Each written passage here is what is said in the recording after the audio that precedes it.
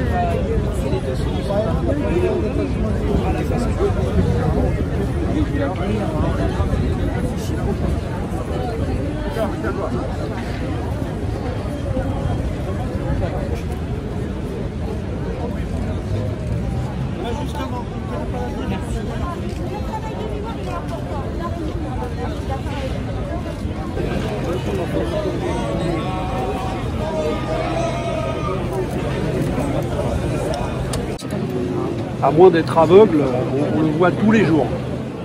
On sait que les discriminations à l'embauche pour l'accès au logement existent.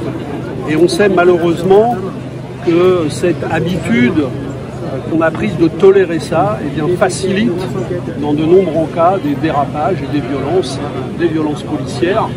Et on a de nombreux exemples. Et je pense que ce qui choque comme aux États-Unis, c'est qu'en vérité, on a des gouvernants qui viennent de le dire hier par la voix du ministre de l'Intérieur qui disent nous allons combattre ces actes-là. Seulement on a de nombreux cas récents et il n'y a jamais de condamnations qui sont prononcées réellement contre les auteurs de ces actes. Jamais de sanctions à la mesure des violences commises. Donc c'est ça que nous n'acceptons plus. C'est que les paroles aujourd'hui, elles ne suffisent plus. Nous voulons des actes, nous voulons des preuves que la détermination est réelle pour faire respecter l'égalité et le refus du racisme. Et là, aujourd'hui, vous sentez que la rue est beaucoup mobilisée? Bien sûr, ça a commencé avec la mobilisation le jour du procès Adama Traoré. Ça se poursuit aujourd'hui avec ce rassemblement. Ça continuera samedi. Moi, je serai dans la rue samedi. Et il y a des manifestations dans toute la France. Il faut qu'il y ait cette mobilisation populaire.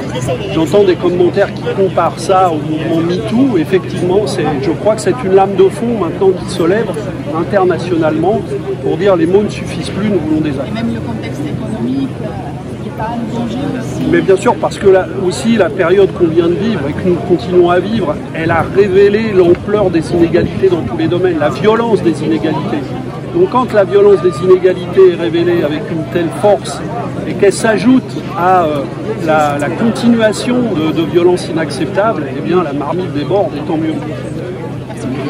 Quelques jours, le 25 mai, un genou sur un cou, un policier sur un citoyen ordinaire qui finalement, de la rencontre avec la police, avec cette police, se retrouve quelques instants plus tard,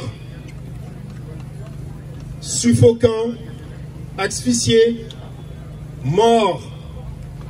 Il s'appelait George Floyd. Je vais d'abord commencer par vous dire qu'il est important de respecter les consignes sanitaires. Essayez pour ceux qui sont là, qui n'ont pas de masque, vous pouvez venir pas loin d'ici. Nous avons des stocks de masques à vous distribuer. Il est important que malgré notre présence ici, notre présence massive, notre présence forte, nous n'oublions pas que nous sommes quand même en pleine crise sanitaire. Et donc, s'il vous plaît, gardez vos masques et dans la mesure du possible, gardez une certaine distanciation. Évidemment, 1 mètre, c'est pas évident, puisque nous avons besoin aussi de nous retrouver tous ensemble ici. Mais n'oublions pas tout de même que la Covid, elle n'a pas disparu, elle est encore là. hélas, hélas, hélas. Je vais vous donner le programme dans quelques minutes, dans 3-4 minutes. Cette cérémonie va commencer.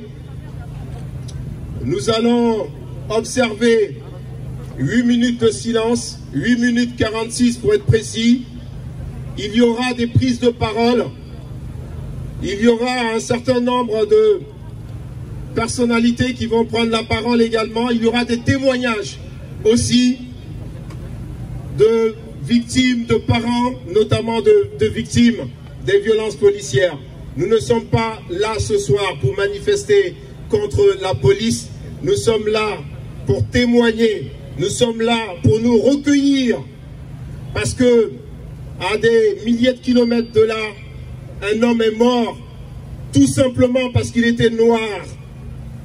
Parce que dans la plus grande démocratie du monde, dans le plus grand pays occidental, il y a encore aujourd'hui, en 2021, des citoyens qui meurent à cause de la couleur de leur peau. Évidemment, ça existe dans d'autres pays. Évidemment, ça existe dans notre pays aussi.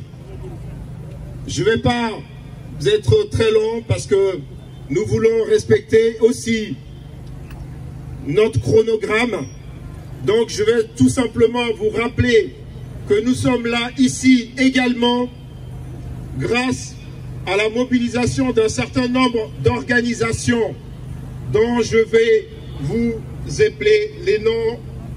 C'est la Ligue des droits de l'homme, c'est la LICRA, c'est le MRAP, c'est Vox Populi, c'est CM98, c'est Asiagora, c'est Jalons pour la paix, c'est CCAF, c'est le CREFOM, c'est Cifordom, c'est le CRAN, c'est CDKF, c'est SOS Homophobie, c'est Coup de Soleil, c'est l'UEJF, c'est Collectif VAN, c'est la Ligue de l'enseignement. Telles sont les associations qui appellent à ce rassemblement. C'est aussi des syndicats comme la CGT, la FSU, l'UNSA, le syndicat des avocats de France. Ce sont aussi des syndicats de jeunesse, l'UNEF, la FAGE, la FIDEL, le syndicat l'UNL. C'est aussi des partis politiques, Europe Écologie Les Verts, la France Insoumise, le Parti communiste français, le Parti socialiste, Génération S. Ce sont aussi des partis de jeunes, les jeunes écologistes, les jeunes de Génération S, les jeunes insoumis, le mouvement des jeunes communistes de France, le mouvement des jeunes socialistes, et c'est aussi bien sûr SOS Racisme. On peut applaudir effectivement les gens qui sont là, même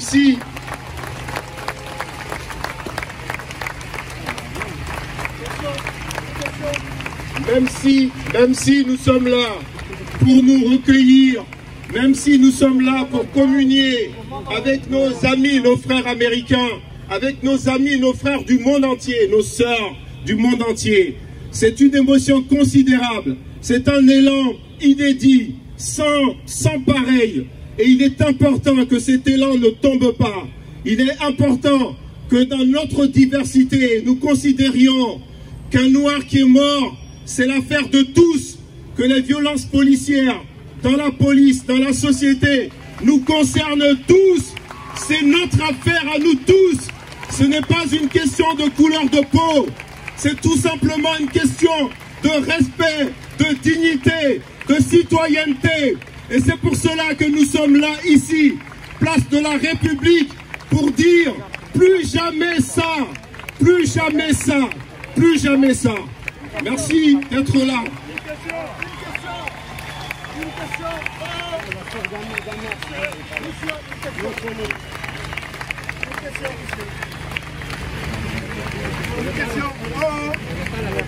La sœur Adama n'est pas invitée.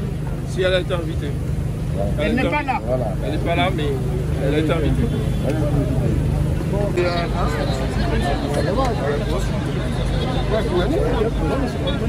Bah Jules, je suis là. C'est mieux là? C'est mieux là, c'est bien pris dedans.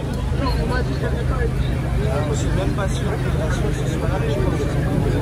C'était aussi on va dire le signal qui a été précurseur, qui a tiré la sonnette d'alarme. Et évidemment, lorsqu'elle l'a fait, les gens, plutôt que de regarder la direction qu'elle nous montrait, ils ont plutôt focalisé sur son doigt. Plutôt que de dénoncer ce qu'elle dénonçait, ils ont plutôt dénoncé elle. Et donc cette personne, sans plus tarder, va venir à côté de moi et va prendre le micro et va nous gratifier juste un chant très simple, qui est très symbolique aussi cet après-midi. Cette personne, c'est donc Camélia Jordana.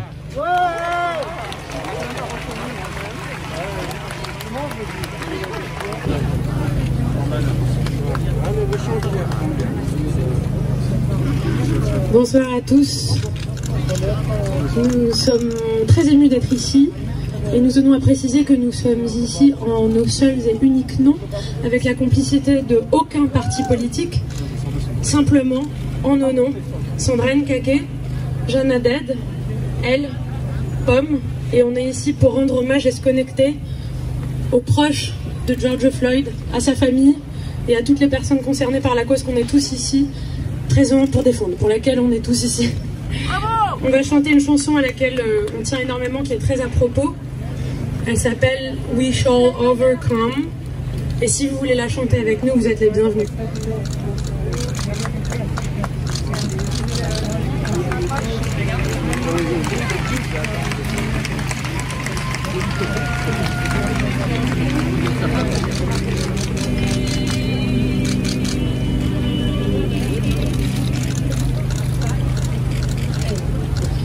We shall overcome. We shall overcome. We shall overcome someday.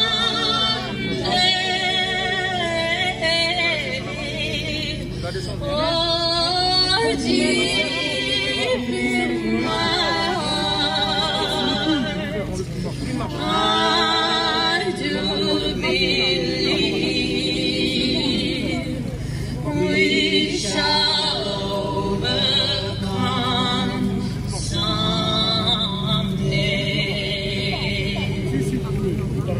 We'll walk hand in hand. We'll walk hand in hand. We'll walk hand in hand.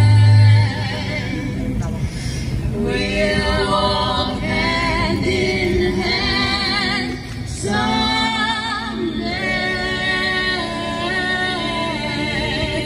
And deep in my heart, I do believe we shall overcome someday.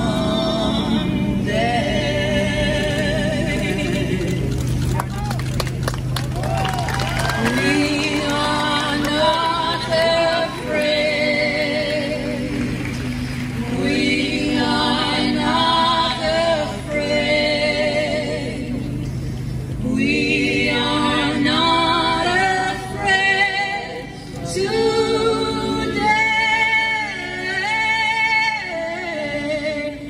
Oh, deep in my heart, I still believe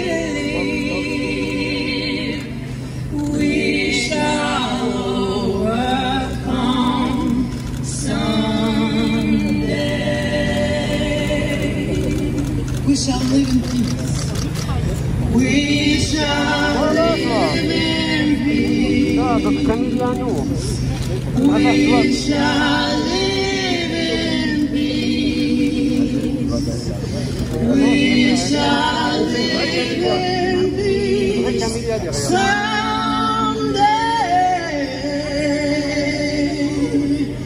Oh, deep in my heart, I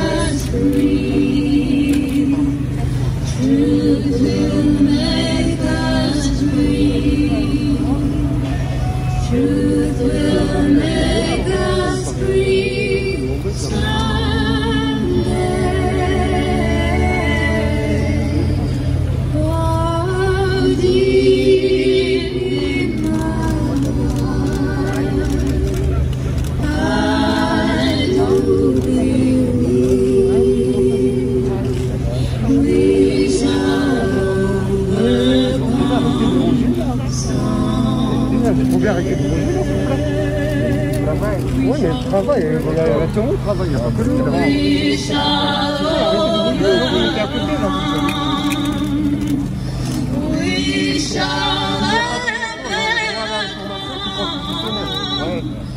We shall overcome someday.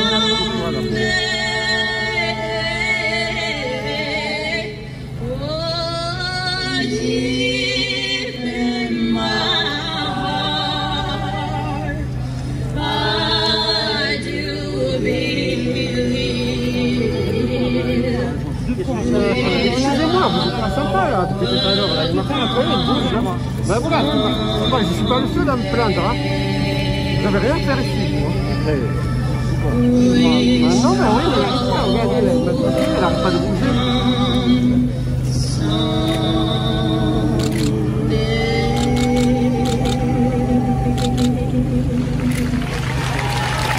Merci beaucoup Camélia et ses copines, merci beaucoup les filles. Tous ensemble, pour que nous respirions mieux dans notre société française aussi, et dans le monde également, bien sûr. Nous allons demander à des jeunes qui participent à l'organisation aussi de ce rassemblement, qui sont signataires de cet appel, de me rejoindre ici. Safia et ses amis, venez s'il vous plaît. Et je vais vous laisser le micro, je pense, pour que vous lanciez. Je crois que c'est bien que ce soit vous qui lanciez cet instant de recueillement qui est hyper important, qui d'ailleurs, en fait c'est pour ça que nous sommes là aussi et surtout.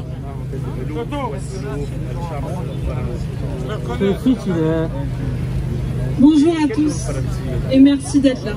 Je m'appelle Safia Aïtouarabi, j'ai 19 ans, je suis étudiante et je suis vice-présidente de SOS Racisme. Avec moi, il y a les orgas de jeunesse qui ont décidé de se mobiliser. Aujourd'hui, en tant que jeunes, nous sommes très nombreux à ce rassemblement en tant que jeunes. Je tenais à vous remercier en tant que citoyens, mais aussi à tous les militants des organisations présentes qui ont décidé de se mobiliser parce que nous, en tant qu'association, en tant qu'organisation, nous avons des revendications sur ce sujet. Et surtout en tant qu'organisation, en tant que militants et en tant que jeunes, nous voulons soutenir les militants antiracistes aux États-Unis qui sont mis en sourdine depuis trop longtemps. Si nous avons décidé de se mobiliser à 18 h aujourd'hui, place de la République, c'est parce qu'en même temps, à 11 h aux États-Unis, à Houston, démarrent les obsèques de George Floyd, assassiné parce que noir par un représentant de l'État, un policier. Si nous, jeunes, avons décidé de nous mobiliser, c'est parce que nous ne sommes pas hors sujet de ce phénomène en France. Nous aussi, nous sommes victimes du racisme dans la police. Je suis née en 2001, comme d'autres ici qui sont un peu plus vieux ou un peu plus jeunes. Et aussi en tant que jeune, j'ai vu les portraits de Ziad Ebouna, de Lamine Dieng et d'autres, ou d'Adama Traoré sur l'écran de télévision, et mes parents ont dû baisser le son. C'est ça d'être jeune en France aujourd'hui, mais c'est pas que. Être jeune en France aujourd'hui, c'est se mobiliser comme vous. Qu'on vienne de villes, de banlieues ou des ruralités, regardez-nous. Qu'on soit victime de violences ou pas, regardez-nous. Et quand on décide de se mobiliser contre le racisme dans la police, regardez-nous et entendez-nous. L'union fait la force. C'est pourquoi nous, jeunes, allons faire démarrer ces 8 minutes 46 de silence. Je vous remercie. On va mettre pour la photo. Non Bah déjà, elle commence à le faire. C'est comme ça, duerme,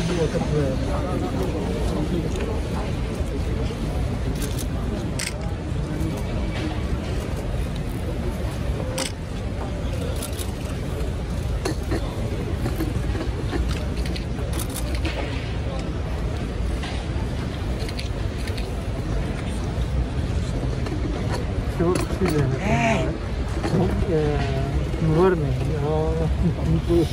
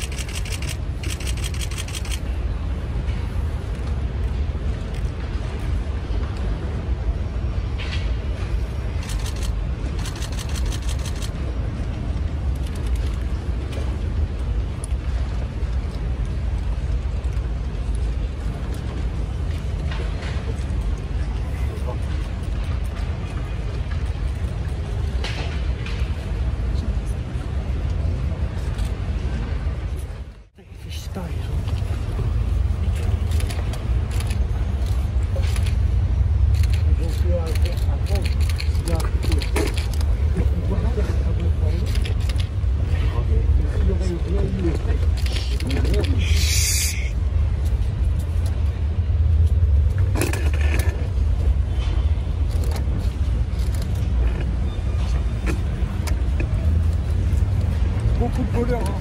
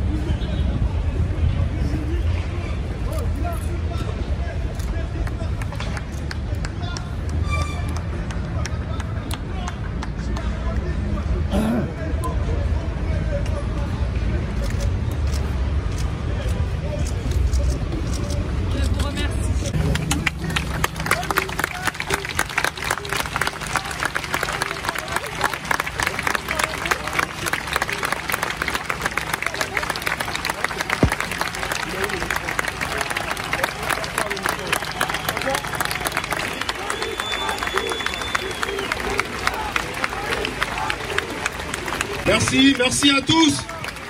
Merci à tous ceux qui se sont recueillis avec nous, à tous ceux qui ont mis le genou par terre. Merci. C'était pas simple. C'était pas simple. C'était même parfois un peu douloureux. Vous imaginez le coup. Vous imaginez le coup. Vous imaginez le coup.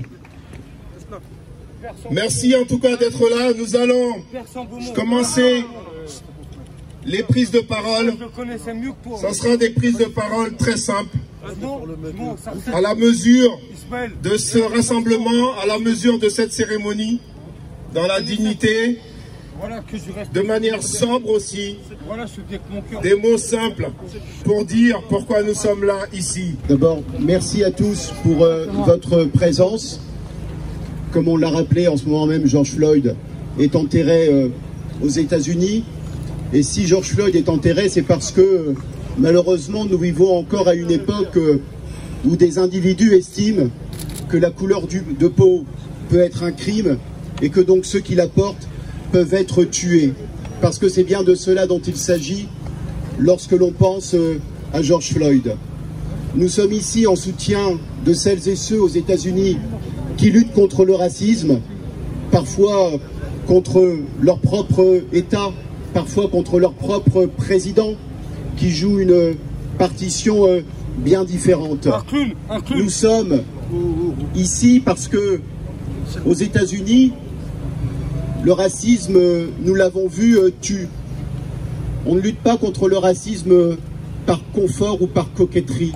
Si on lutte contre le racisme, c'est parce que le racisme, l'histoire le montre, les faits le montrent, l'actualité malheureusement le montre, le racisme peut avoir des effets dévastateurs.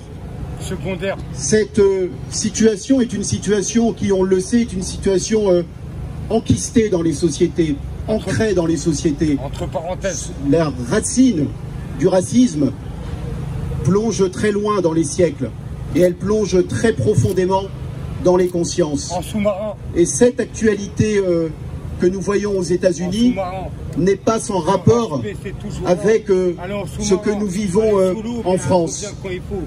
Certains disent, mais la situation en France est différente de celle des États-Unis et les violences policières aux États-Unis sont bien pires là-bas parce qu'il y aurait plus de morts. Alors, je dirais que faut-il attendre d'avoir des George Floyd en France par dizaines, par centaines ou par milliers pour que l'on s'indigne? Le racisme, la violence sont à combattre sans qu'il y ait de mais. Lorsque l'on lutte pour l'égalité entre les hommes et les femmes, on ne dit pas mais attendez, regardez dans combien de pays c'est pire que chez nous. Eh bien on lutte pour l'égalité entre les hommes et les femmes ici parce que ce ne sera jamais assez. Et les indignations, les combats contre le racisme, contre toutes les formes de haine, sont des combats qu'il faut toujours mener sans se dire qu'ils pourraient être reportés lorsque la situation l'exigera. Si on pense que l'on peut reporter l'impératif de la lutte contre le racisme, c'est qu'on ne comprend rien à ce qu'est le racisme. Lorsqu'on ne lutte pas contre le racisme devient une gangrène. Il pervertit les esprits, il tue des gens, il détruit des individus dans leurs esprits et dans leur corps. C'est de cela dont on parle lorsque l'on parle de racisme. Il n'y a pas d'attente, il n'y a pas d'attentisme, il n'y a pas de lendemain où, promettons, si vraiment c'est grave, on descendra, on s'indignera, on dira non. Lorsque l'on voit du racisme, on dit stop tout de suite. Et cet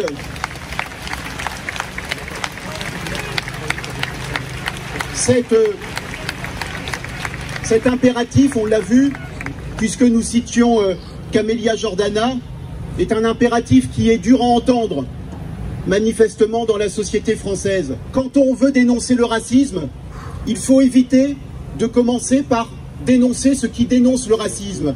Il faut quand même remettre les priorités là où elles sont. Et je ne sais pas si les mots de Camélia Jordana étaient maladroits, mais s'ils l'étaient, dites-vous bien qu'il faut toujours préférer un antiraciste maladroit à des racistes bien trop adroits dans notre société.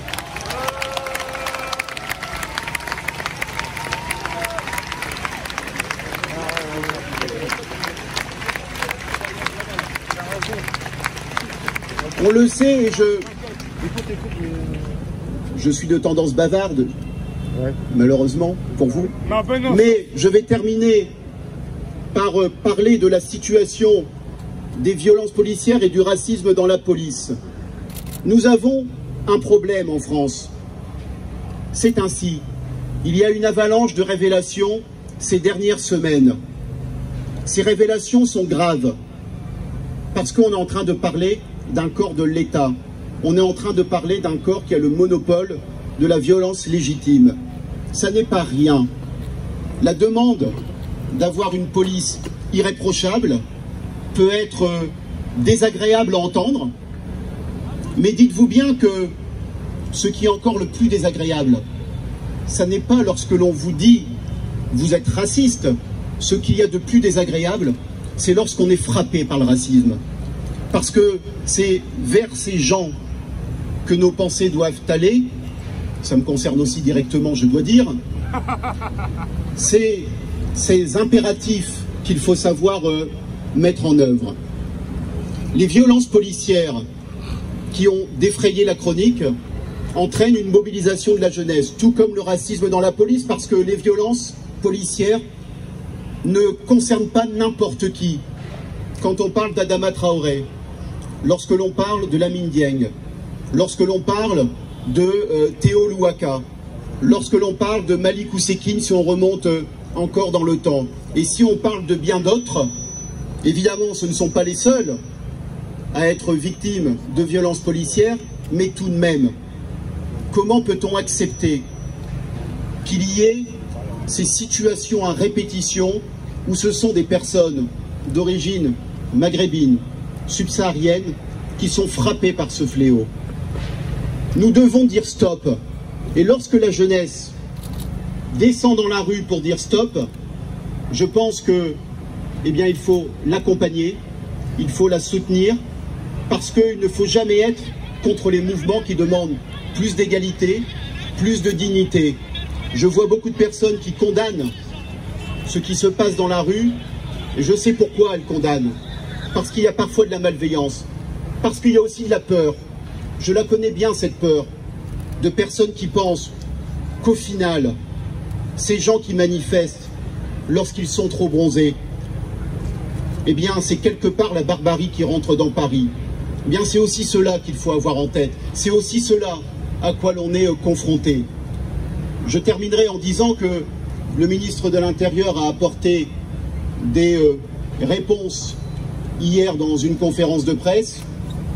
Je ne suis pas ici pour faire une analyse que j'ai déjà faite de ces propositions, mais je tiens à dire qu'il est déjà positif qu'il y ait la reconnaissance qu'il y a un problème de racisme au sein des forces de l'ordre, mais qu'il faut aller beaucoup plus loin.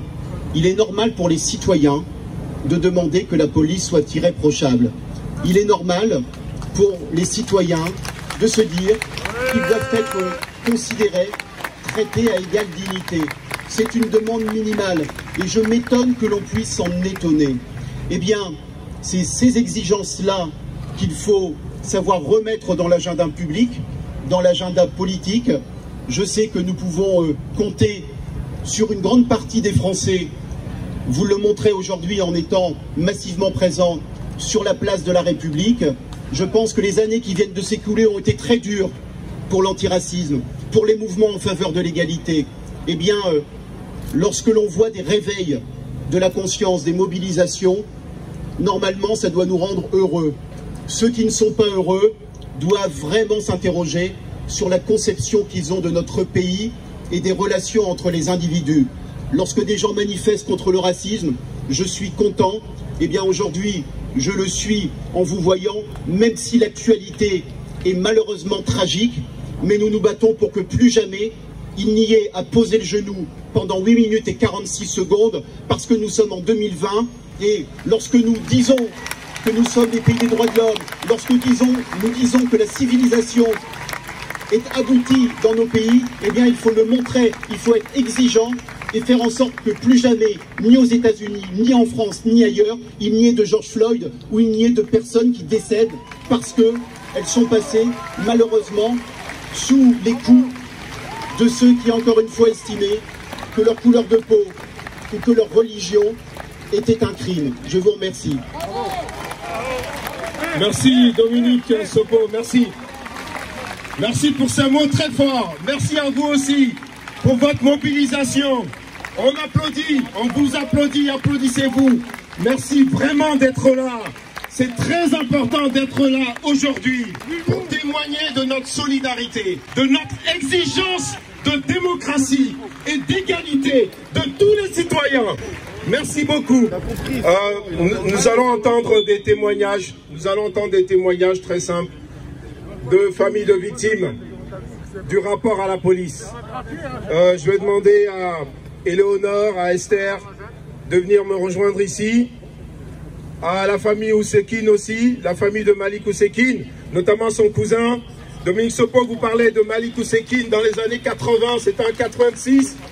Un jeune qui est mort de sa rencontre avec la police. Juste cela. Il est mort parce qu'il avait rencontré des policiers. On les appelait les voltigeurs à l'époque. Son cousin est là, il va nous dire 2 mots, son cousin. Et ensuite, nous avons la sœur de Théo Louaka, qui est emblématique aussi de ce combat contre les violences policières. Théo, vous vous souvenez de l'affaire Théo? Il est en train de se reconstruire, il va bien, c'est la bonne nouvelle. Mais il est marqué à jamais par sa rencontre avec la police. Et ce n'est pas normal. Ce n'est pas normal, c'est indigne. Et nous allons aussi finir par une jeune femme, une jeune mère qui s'appelle Esther, qui va aussi vous dire 2 mots en parlant de son fils qui a rencontré la police et ça s'est très mal passé. Et il avait 12 ans, 13 ans et ce n'est pas normal là aussi. Et c'est pour cela que nous sommes là ici et que nous avons raison d'être là ici.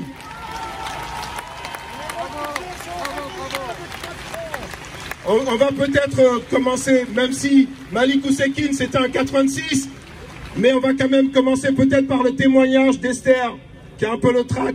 Donc on va applaudir très fort pour l'encourager.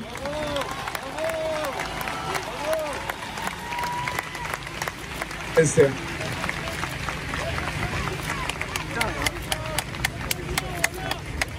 Si je suis RCP, je RCP. Le 29 janvier 2020, mon fils de 13 ans a été interpellé avec 7 de ses camarades par une dizaine de policiers pour avoir chanté sur la voie publique. Ils ont été alignés contre le mur, fouillés, malmenés verbalement. Des propos dégradants, insultants, intimidants ont été tenus. Ils n'ont pas eu la possibilité de s'exprimer, avec l'injonction à fermer leur gueule. Les parents n'ont pas été contactés.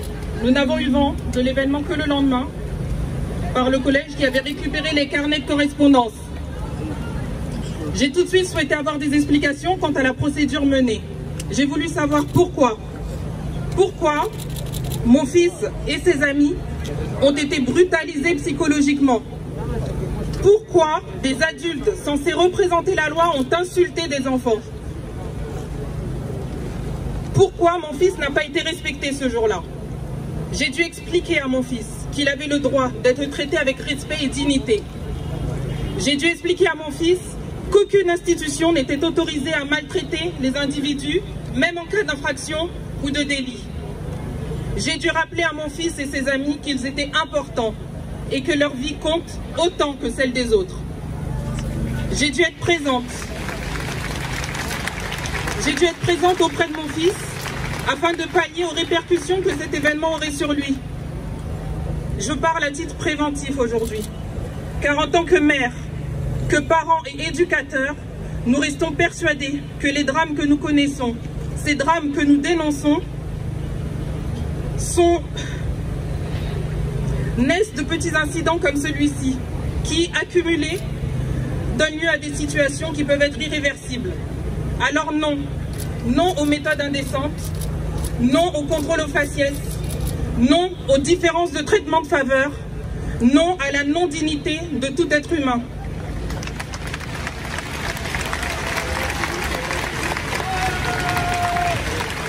J'encourage les parents à ne pas hésiter à demander des explications, à s'indigner si nécessaire, à soutenir leurs enfants.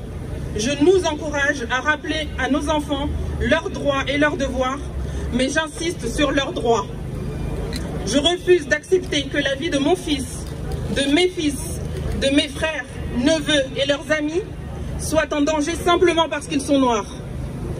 N'attendons pas qu'il y ait des morts ou des blessés physiques. Les blessures psychologiques sont aussi meurtrières. Merci. Bravo. On applaudit très fort ce témoignage.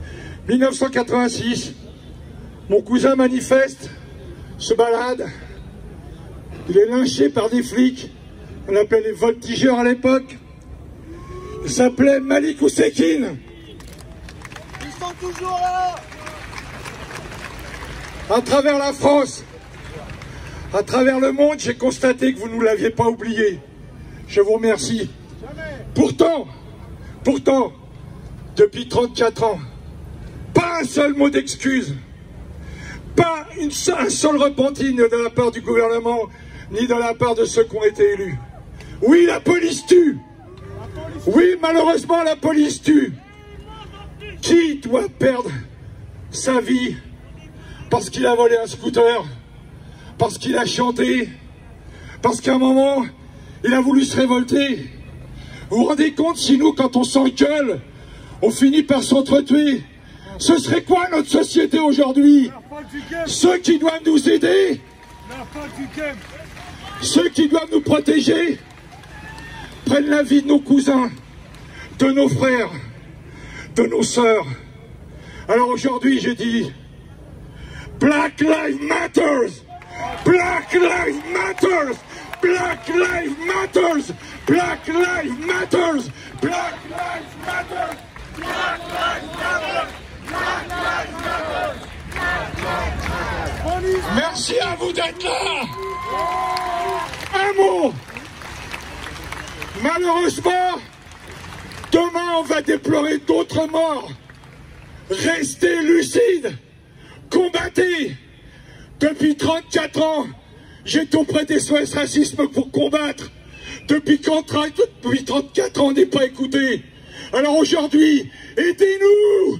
Faites-vous entendre!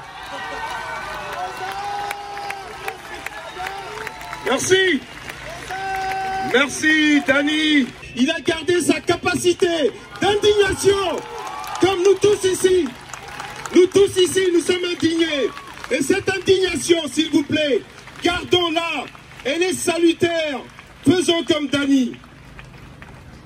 Éléonore, rien à dire, juste donner le micro. Aux armes, citoyens! Bonsoir, bonjour tout le monde. Alors moi je suis Éléonore, la grande sœur de Théo. Théo qui a été agressé par 4 policiers. Enfin, agressé c'est un faible mot par rapport à tout ce qu'il a subi. Je pense qu'il y a des jours où il faut être là. Là, si tout le monde est là, c'est parce que ce qui s'est passé n'est pas normal. C'est inhumain, c'est atroce. Et chacun ramène sa pierre à l'édifice pour marquer le coup et dire que c'est pas normal et qu'on n'est pas d'accord. Quoi qu'il arrive, quoi qu'il soit passé, on a droit au respect. Le respect chaque vie est respectable. Quel que soit, il n'y a qu'à nous regarder ici. Il y a plusieurs panneaux, il y a plusieurs couleurs, tout le monde on est tous différents. Donc à un moment donné, qu'on le veuille ou pas, on sort d'un fléau qui est mondial, à savoir le Covid. Tout le monde a vu le tour que ça a fait. On devrait réfléchir à ce qu'on va faire et ce qu'on va devenir. Malheureusement, on sort de ça et qu'est-ce qu'on voit? Le racisme, oui. Là, on vit en France. C'est aux États-Unis. La réalité, pour nous personnellement, on sait que Théo, clairement, on l'a appelé Bamboula, espèce de nègre. Qu'on le reconnaisse ou pas, il y a un problème. Il y a un problème qui est réel. Un problème au niveau de la différence avec l'autre. On appelle ça le racisme.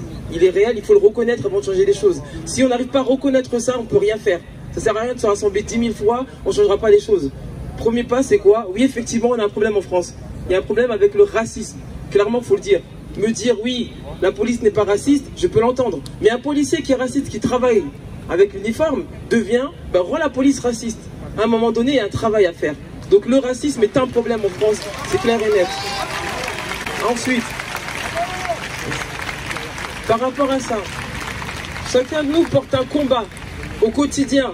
Le combat de vivre, de survivre, la pauvreté, l'argent, quoi que ce soit, peu importe. Chacun vient avec sa peine en espérant, entre guillemets, changer les choses. Chacun vient apporter un peu de sa force.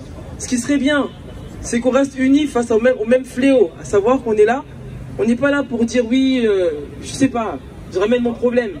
Ensemble, on est une force. Après, en petit comité, c'est plus difficile. Donc, on doit tous armer nos mots, tout, dans la même direction pour avoir plus de résultats.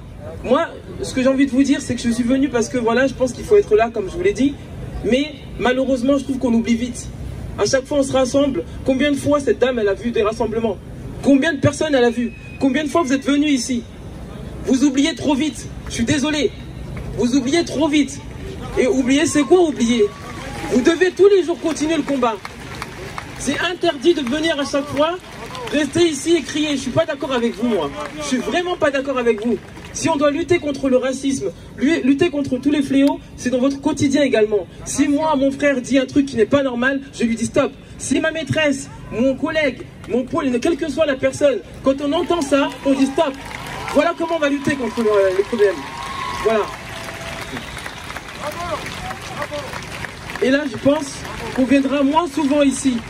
On viendra moins souvent ici et qu'on arrangera les choses. C'est à petite échelle qu'on commence à arranger les choses. Donc le racisme, oui, ça tue, c'est vrai. Le racisme est un fléau. Mais quelle part de responsabilité avons-nous? Qu'est-ce qu'on a laissé passer? Qu'est-ce qu'on n'a pas corrigé? Qu'est-ce qu'on n'a pas dit? À un moment donné, il faut faire les choses qu'il faut faire. Prenons notre part et faites ce qu'il faut. Nous, on est là, au quotidien, on a notre combat. Notre combat, entre guillemets, ma famille. Moi, je suis de nature indignée. Je suis contre l'injustice. J'ai horreur de ça. Malheureusement, on a été frappé par rapport à Théo. On est autour de lui. Malheureusement, Théo n'est pas là. Même si c'est un témoignage vivant, comme certains le disent, il n'a pas demandé ça, Théo. Il est en train de se reconstruire. Il est en train de comprendre ce qui s'est passé. Toute la violence qu'il a reçue, tous les mots qu'il a reçus, tous les coups qu'il a reçus, il ne s'en remet même pas. Il n'est même pas conscient de ça. Ce qui veut dire que là, aujourd'hui, moi, je suis là parce que, pour moi, individuellement, et également en tant qu'être humain, chacun de vous a une part de responsabilité. Alors s'il vous plaît, je vous demande de ne pas oublier et de combattre tous les jours. Se rassembler, c'est bien. Ne pas oublier, c'est mieux. Construire, c'est mieux. Qu'est-ce qu'on fait pour construire demain? Voilà, merci. C'est que ça à dire. Merci. Merci, Éléonore. Et pensez bien sûr à notre petit frère Théo. Théo qui va bien, je le dis quand même, il va bien.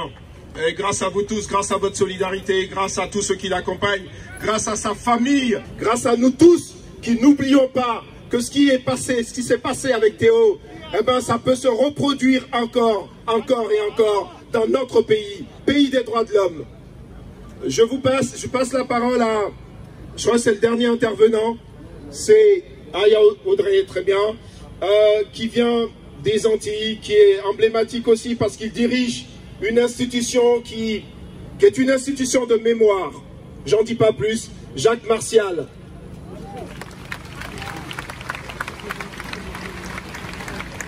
Bonsoir. On est là, on est ensemble. Nous sommes là pour vivre ensemble un moment qui nous dépasse, un moment peut-être qui nous fonde aussi en tant que groupe et en tant que conscience de qui nous sommes, de où nous sommes, de pourquoi nous sommes là aujourd'hui pour défendre nos libertés, pour défendre la liberté d'être soi-même, la liberté d'être moi-même, la liberté d'être toi-même, la liberté d'être nous-mêmes dans nos différences de religion, nos différences de sexe, nos différences de couleur, nos différences de conviction.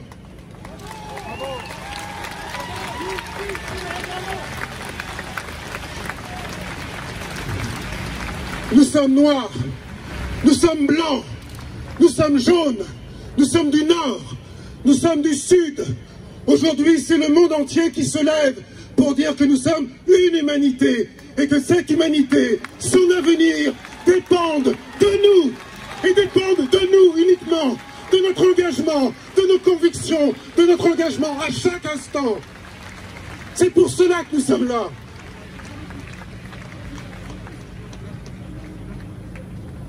La musique, comme la vie, a besoin de diversité, a besoin de couleurs, a besoin de tonalité pour qu'à un moment puisse naître l'harmonie. Nous sommes l'avenir de l'harmonie, nous sommes l'avenir du son parce que nous sommes divers et que nous sommes divers ensemble et en paix.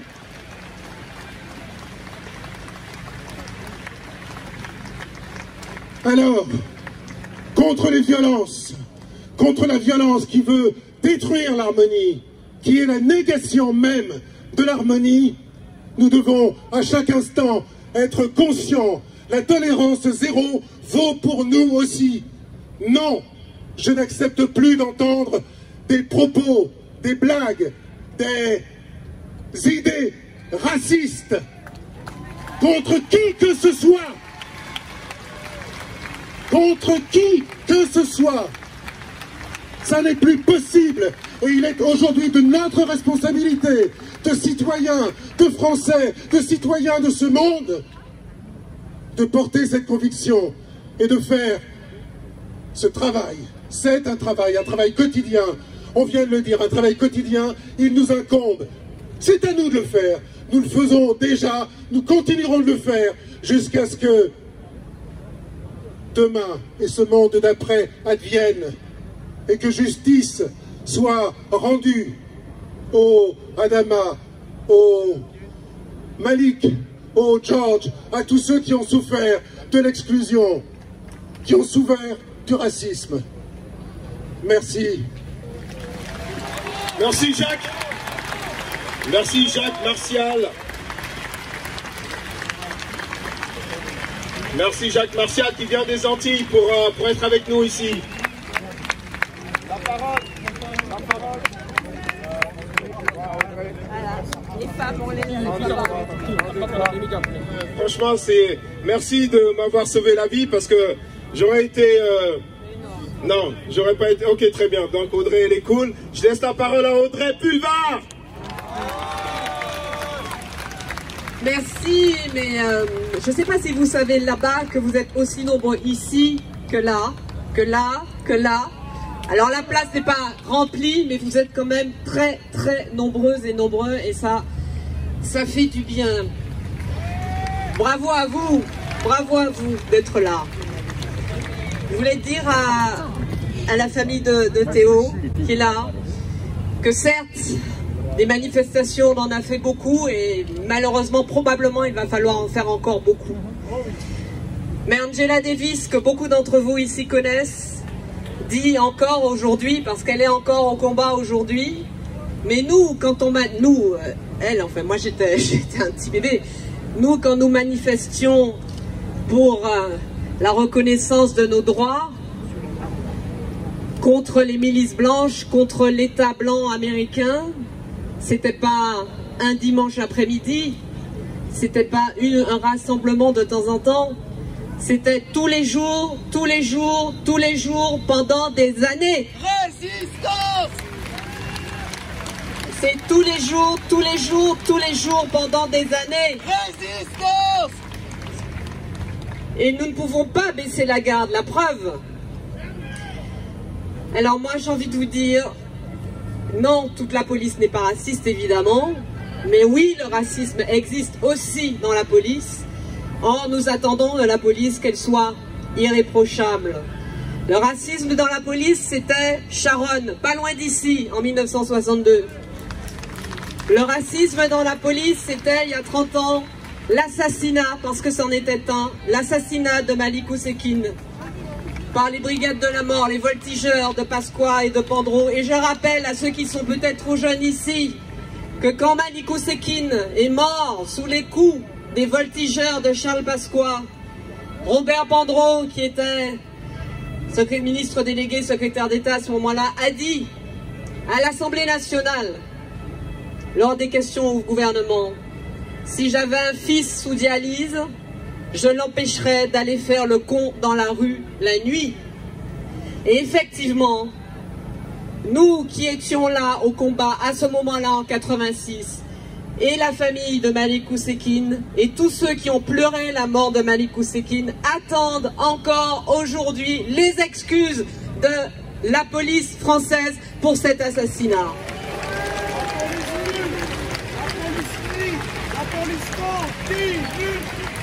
La violence et le racisme dans la police qui existent donc, même si, encore une fois, évidemment, tous les policiers ne sont pas racistes.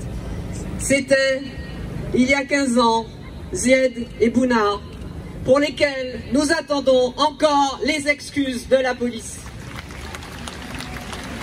La police et le racisme dans la police, c'est évidemment aujourd'hui Théo, c'est évidemment Adama, ce sont évidemment tous ces garçons et ces filles qui subissent et qui ont subi et qui parfois en sont morts, cette violence et ce racisme.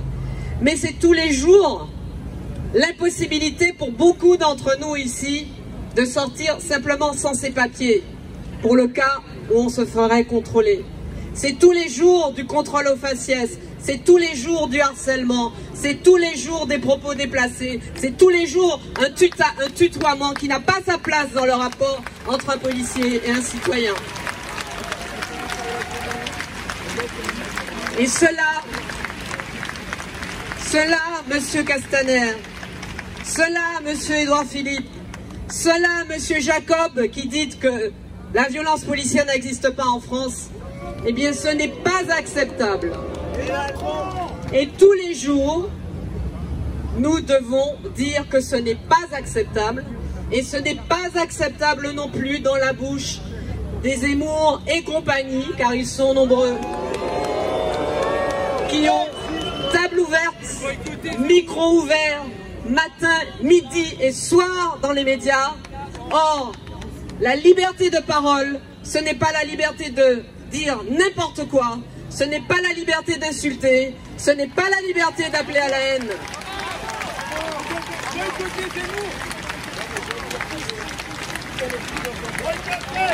Alors on va terminer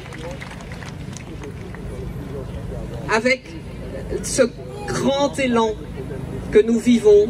Essayons effectivement, comme disait Dominique, d'en être contents. La colère, elle est là. L'indignation, elle est là.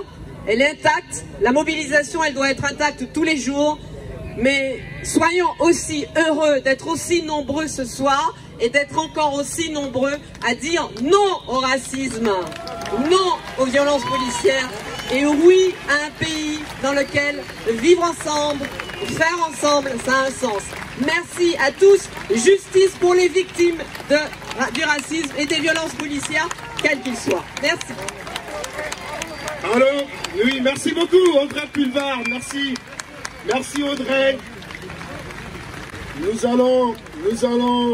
nous acheminons vers la fin de ce rassemblement. Ce sont les mobilisations qui ont poussé le président Macron à bouger, à parler finalement. Donc ça veut dire que nous sommes une force, nous sommes une véritable force, la force citoyenne. Cette force, elle est capable de tout, car il s'agit de nos affaires. Nous l'avons dit, nous nous sentons concernés, nous sommes concernés, nous sommes impliqués, nous participons, nous sommes indignés, nous gardons cette indignation. Parce que c'est grâce à cela que là-haut, ils changeront les choses. Car il n'est pas normal que des gens meurent, je l'ai dit, je le répète, parce qu'ils croisent la police. Ce n'est pas normal. Ce n'est pas normal dans une démocratie comme la nôtre que des jeunes, que des moins jeunes meurent du contact avec la police.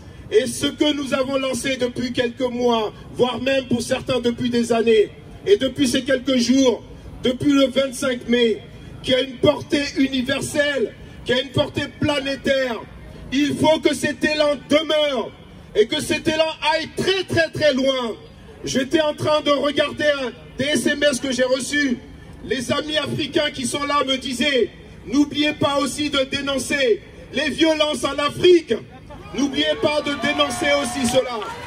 Nous en profitons parce que nous sommes ici, la conscience universelle, pour dire aussi que ce qui se passe en Afrique est inadmissible, que ce qui se passe en Mauritanie, où des Noirs meurent de la rencontre avec le pouvoir mort, blanc, est inadmissible, que ce qui se passe au Mali est inadmissible, que ce qui se passe en Guinée est inadmissible, que ce qui se passe dans tous ces pays. Il est important que nous, ici, nous restions vigilants aussi au-delà de l'Hexagone. Nous nous occupons de ce qui se passe ici dans notre pays, mais aussi à l'échelle de la planète, car la planète c'est aussi notre terre à nous tous, et nous devons la préserver et la sauver. Et au Liban et dans toutes ces zones où l'injustice se développe.